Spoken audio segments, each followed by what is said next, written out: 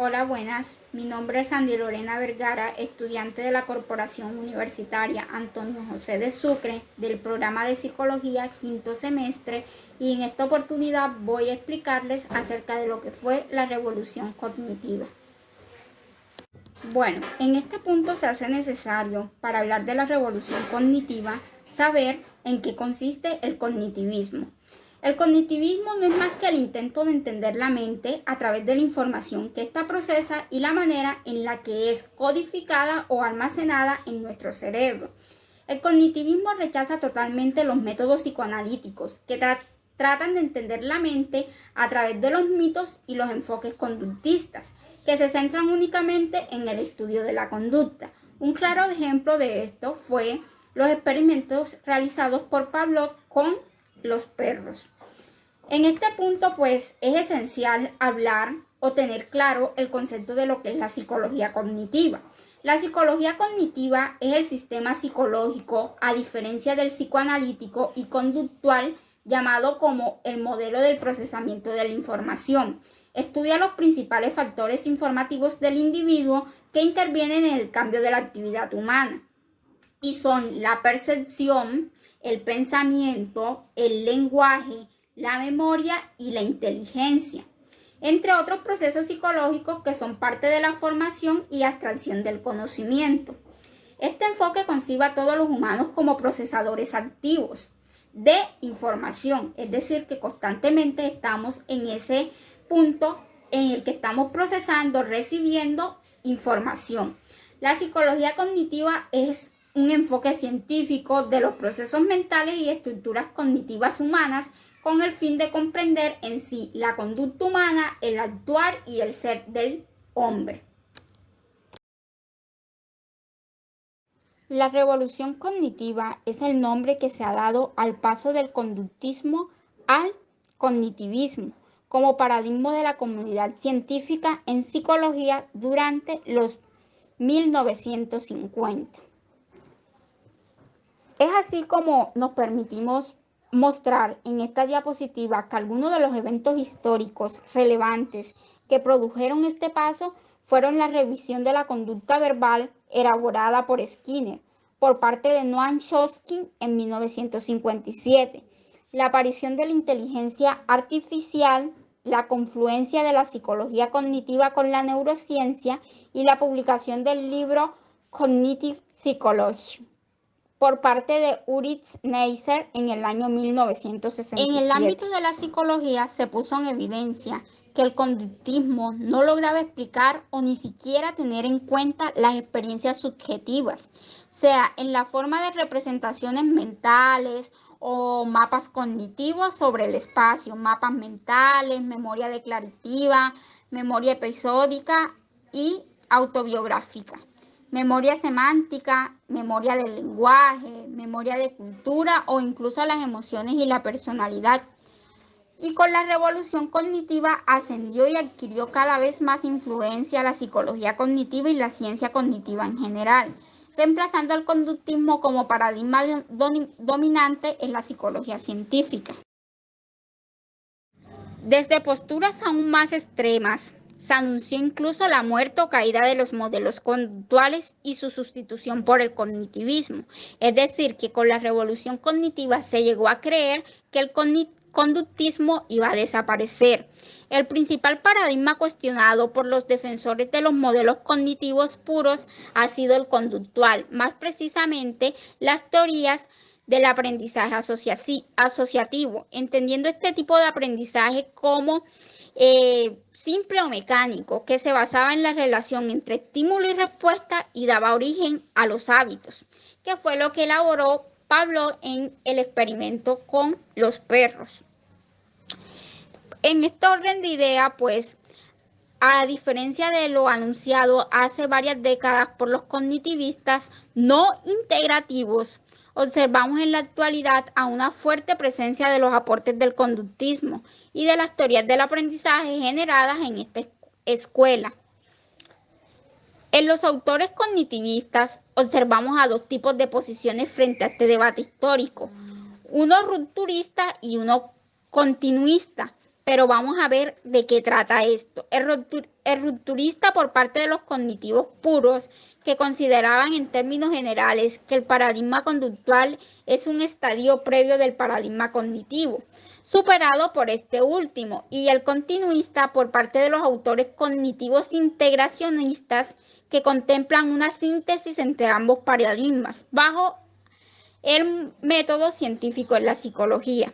Bueno, según muchos estudios, ubican hacia precisamente a mediados de los años 50 el periodo de la revolución cognitiva, pero cabe aclarar que esta venía incubándose desde hace mucho tiempo y hay quienes consideran necesario ver por la preocupación de la génesis, desarrollo y transmisión del conocimiento. Bueno, como ya hemos venido comentando a lo largo de este video que se está elaborando, el cognitivismo surge como una crítica al conductismo, ya que este empezó a perder fuerza porque mostraba límites en su respuesta a temas claves de la psicología, como por ejemplo lo que era la personalidad y las relaciones interpersonales.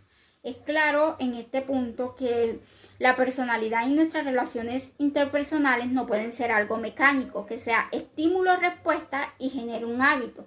Entonces el cognitivismo ya daba la oportunidad de que las personas se expresaran y cambiaran esas conductas que venían siendo generadas simplemente por un estímulo. Otros campos de investigación empezaban a arrojar luces sobre el funcionamiento de la mente. Entre esos campos encontrábamos lo que era la antropología, la lingüística, la neurobiología y la computación, que ya comenzaban a incubarse en el mundo actual. Sin embargo, hace referencia al periodo donde un grupo de psicólogos experimentales, influidos por Pavlov y otros fisiólogos, propusieron redimir a la psicología como la ciencia de la conducta. Y ellos argumentaban que los eventos mentales no eran observables abiertamente. La psicología experimental sufrió una transición del paradigma netamente conductual al paradigma cognitivista, es decir, un cambio de la psicología como la ciencia de la conducta a ser la ciencia de los procesos mentales. De esta forma, la primera revolución cognitiva reintroduce a la psicología y a la ciencia el concepto de lo mental, pero esta vez definiendo el constructo con base en los conceptos de representaciones e intencionalidades que se ven en los procesos mentales como estados internos de los organismos que se pueden tratar como representaciones mentales, las cuales permiten almacenar información sobre el ambiente. Dicha información combinada con los fines y objetivos de tales organismos es el origen de la conducta. Aunque muchos teóricos postulan el inicio de esta revolución en los años 50, también hay otros que dicen que no fue hasta el año 1956, en el cual se realizó un importante simposio sobre la teoría de la comunicación en el Instituto de Massachusetts de Tecnología, en donde participaron figuras como Noam Chomsky, George Miller, Alan Sneed y Albert Simon, centrando su discusión en temas como las limitaciones de la memoria humana, el innatismo de ciertos mecanismos de lenguaje y la aplicación de ciertos teoremas cibernéticos que en conjunto producían la idea de la mente como un software específico que se ejecuta en el hardware específico. Bueno, ahora voy a hablar un poco de lo que fue la transición desde dentro del conductismo, que se dice que fue aproximadamente entre el año 1920 y el año 1950. Se han hallado evidencias revisando las fuentes originales de autores conductistas y muestran que más que una revolución cognitiva ya existía una evolución desde dentro del conductismo. Hay indicadores históricos previos a años anteriores al 1950 que muestran que el conductismo no ha negado la existencia de los pensamientos e imágenes mentales. En términos generales, su propuesta ha sido estudiar la conducta desde la metodología científica no especulativa. Varios autores neoconductistas, a diferencia de la primera posición adoptada por Watson, postulaban teorizaciones que incluían variables organísmicas Dichas variables del organismo incluyen el pensamiento, representaciones de los estímulos, impulsos y mapas cognitivos, entre otros. Entonces, ¿será revolución o evolución? Una de las obras principales donde se enuncia la existencia de la revolución cognitiva es en el libro de Gardner, que fue publicado en el año 1985, denominado La nueva ciencia de la mente, historia de la revolución cognitiva. De modo general, Gardner enuncia ciertos acontecimientos históricos en la psicología de la época que derivaron en el descrédito del paradigma conductual como condición necesaria para el nacimiento de la nueva ciencia de la mente.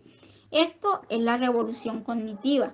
Gardner sitúa años más o años menos esta revolución a mediados de la década de los 50.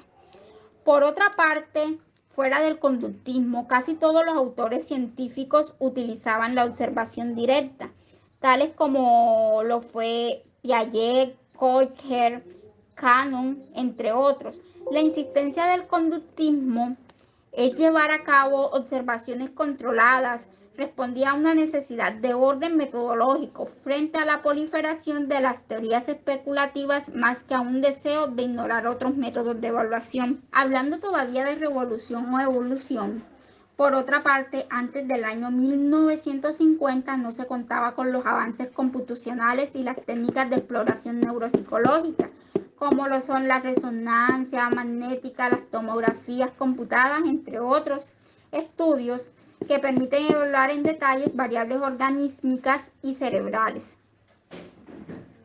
La segunda afirmación que realizaba Gardner es en los interesados en una ciencia del comportamiento debían centrarse exclusivamente en la conducta, esquivando con el mayor de sus empeños temas tales como la mente, el pensar o la imaginación, y conceptos como los de plan, deseo o propósito. La frase de Gardner omite el trabajo de varios autores que han intentado abrir la llamada caja negra, y más que esquivar o ser indiferente a los elementos internos del comportamiento, el conductismo ha propuesto estudiarlos bajo el método científico. Bueno, ya para concluir en términos generales, si se formulan teorías que planteaban la existencia de planes, mapas cognitivos, representaciones y demás constructos y variables intervinientes, estas deben ser operacionalizadas para poder ser evaluadas y medidas científicamente. Pues quiero agradecer por haber escuchado este video. Muchas gracias, bendiciones.